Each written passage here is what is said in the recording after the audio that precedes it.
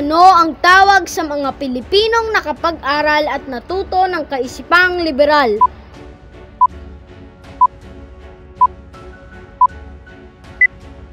Ang tamang sagot ay ilustrados. Sino ang malupit na gobernador general na gumamit ng kamay na bakal sa pamumuno?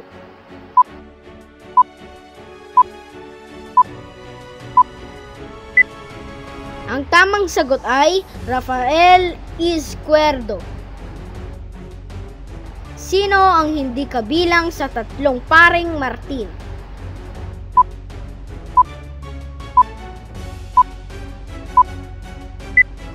Ang tamang sagot ay Gregorio Melton Martinez. Ano ang tawag sa paraan kung paano pinatay ang Gumburza?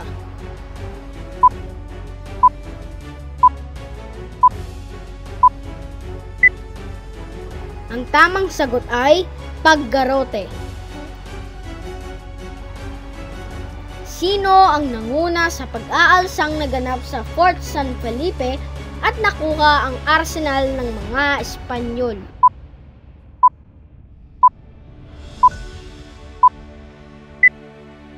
Ang tamang sagot ay Fernando Lamadrid. Ano ang tawag sa mga mestizong paring Pilipino kung saan kabilang ang Gumburza?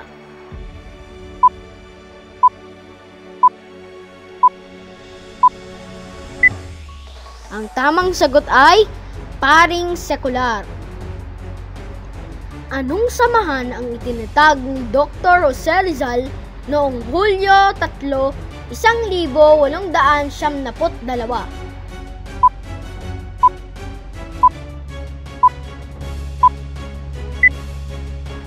Ang tamang sagot ay La Liga Filipina. Anong samahan ang itinatag ng mga ilustrado na humihingi ng reforma sa pamahalaan?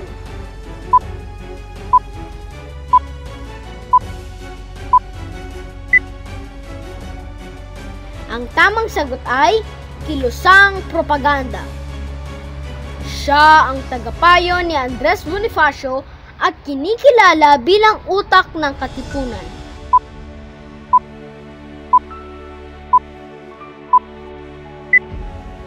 Ang tamang sagot ay Emilio Jacinto. Anong samahan ang itinatag ni Andres Bonifacio na gumamit ng armas para makamit ang kalayaan?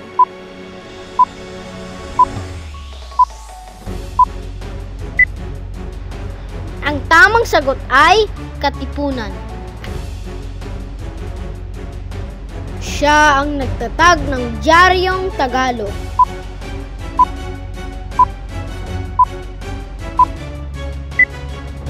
Ang tamang sagot ay Marcelo H. del Pilar. Siya ang unang patnugot ng La Solidaridad.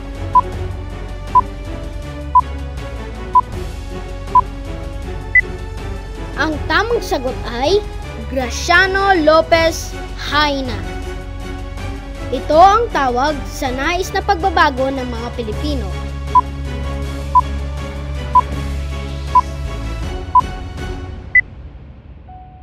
Ang tamang sagot ay reforma.